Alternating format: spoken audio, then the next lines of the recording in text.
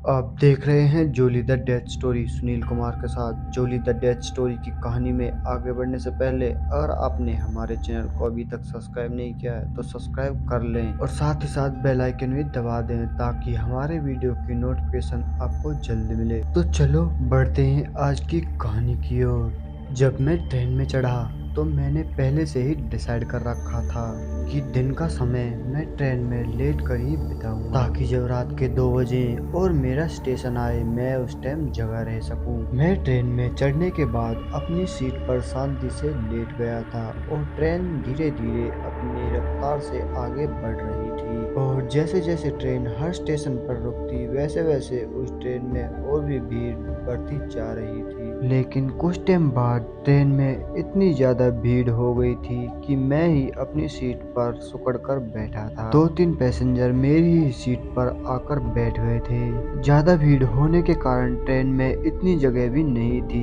कि लोग आराम से खड़े हो सकें और एक दूसरे के ऊपर लोग चढ़े जा रहे थे। खैर रात के जब 9 बजे कहीं जाकर मुझे अपनी पूरी सीट मिली और मैंने तब जाकर राहत की सांस ली और मुझे अब नींद भी आने लगी थी और मैं आंख बंद करके लेट गया। मुझे इस बात का भी पूरा अंदाजा था कि मेरा स्टेशन आने में अभी कुछ वक्त है। फिर मेरी आंख तुरंत ही खुल गई और तब मैंने अपनी घड़ी की तरफ नजर घुमाई तो देखा रात के 2:30 बज चुके थे। मैं टाइम देखकर बिल्कुल हैरान रह गया कि अभी तो मैं 10 मिनट पहले ही लेटा था, इतने में 2:30 कैसे बज सकते हैं। और तुरंत मैंने एक बगल वाले बैठे भाई साहब से पूछा अपने स्टेशन के बारे में और उन्होंने मुझे बताते हुए कहा कि भाई साहब वो स्टेशन तो बहुत पीछे ही निकल गया है। और तुरंत मैंने गाड़ी से बाहर निकल कर देखा तो ट्रेन अभी एक छोटे से स्टेशन को पार कर रही थी और उस स्टेशन पर बहुत ही ज्यादा अंधेरा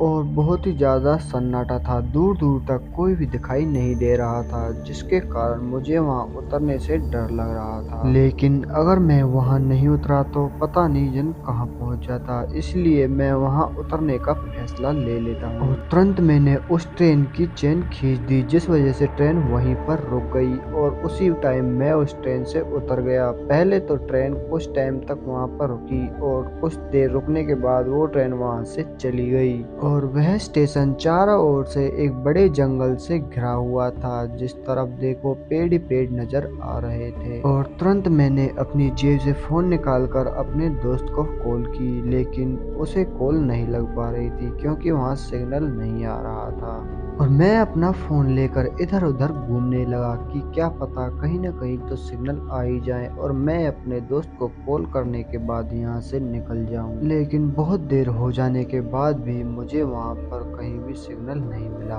और अब मुझे वहाँ बहुत ही ज्यादा डर लगने लगा था क्योंकि एक तो इतनी डरावनी और सुनसान अनजान जगह, ऊपर से रात का वक्त, कोई भी हेल्प ना मिलने के कारण मैं उस प्लेटफॉर्म पे खड़े एक खंबे के साथ लगकर खड़ा हो गया और फोन के नेटवर्क आने का वेट करने लगा। लेकिन एक साथ मेरी रिंग बजने लगी और तुरंत मैंने अपना फोन उठाया। फोन पर मेरा दोस्त था जो कि मुझे पूछ रहा था इतना लेट हो गया, अभी कहाँ है, अभी तक पहुंचा कैसे नहीं है तू। तो मैंने उसे वहां की सारी बात बता दी और वह तुरंत मुझसे बोलने लगा कि वहीं रुक तू, मैं अभी 20 मिनट में तेरे पास पहुंचता हूँ। इतना कहकर उसने फोन काट दिया और मैंने बात करने के बाद अपना पॉकेट में फोन रखा ही था, लेकिन मुझे पटरियों के सामने कोई दिखाई दिया। लेकिन वहां पर बहुत ज्यादा अंधेरा होने के कारण कुछ अच्छे से दिखाई नहीं दे रहा था कि आखिर वह चीज है क्या। और जैसे ही उस चीज को देखने के लिए मैंने अपने जेब से फोन निकालकर फोन की फ्लैश लाइट उसकी तरफ डाली, मेरी सांसें एकदम रुक गई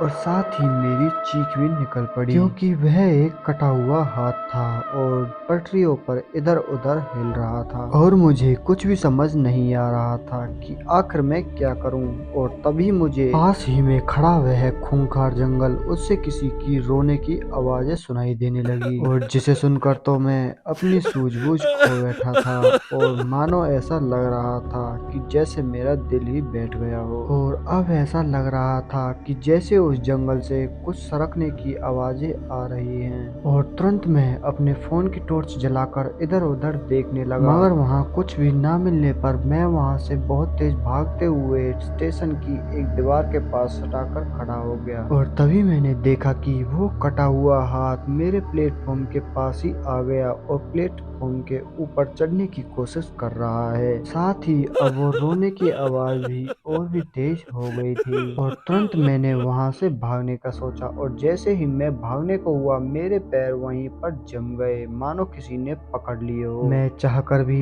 अपने पैर इधर उधर भी नहीं हिला पा रहा था और मैं ना चाहते हुए भी बहुत ही ज्यादा परेशान होकर वहीं पर बैठ गया। मेरा दिमाग अब बिल्कुल भी काम नहीं कर रहा था और मैं डर से वहीं पर रोने लगा, लेकिन वहां पर मेरा रोना सुनने के लिए कोई नहीं था जो मेरी मदद कर सके। देखते ही देखते वह कटा हुआ हाथ मेरी आंखों के सामने उसी प्लेटफॉर्म पर चढ़ गया जिसके ऊपर मैं बैठा हुआ था और सरकता हुआ मेरी ओर आने लगा और मैं अब तक बचने की सारी उम्मीदें खो चुका था कि आज मैं बहुत ही बुरी तरह फंस चुका हूँ और मुझे यहाँ से कोई भी नहीं बचाने वाला है कि तभी मुझे अपने दाईं ओर से एक रोशनी मेरी तरफ आती हुई नजर आई, जिसे देखकर मुझे थोड़ी सी राहत मिली और मुझे अब लगने लगा कि मेरी हेल्प करने के लिए कोई ना कोई तो यहाँ पर जरूर है। लेकिन जैसे ही मैंने उसे अपनी मदद के लिए आवाज देना चाहा, मेरी आवाज मेरे गले से नहीं निकल पा रही थी, लेकिन वो लाइट मेरी तरफ ही बढ़ रही थी और जैसे ही वो मेरे नजदीक आकर पहुंची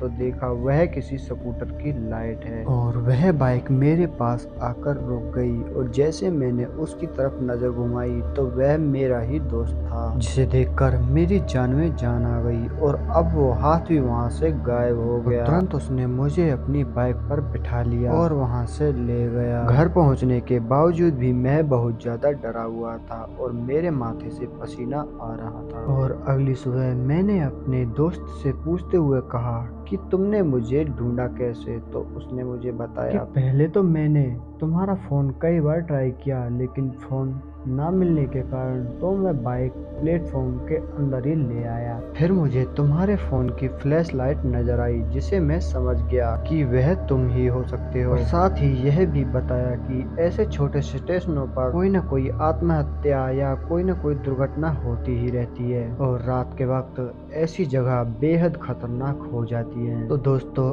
आज का यह एपिसोड बस इतना ही। तो मैं आपका दोस्त सुनील कुमार आप जाने की विदा लेता हूँ और बहुत जल्द मिलेंगे एक और ऐसी ही सच्ची घटना के साथ। तब तक के लिए बाय एंड टेक केयर।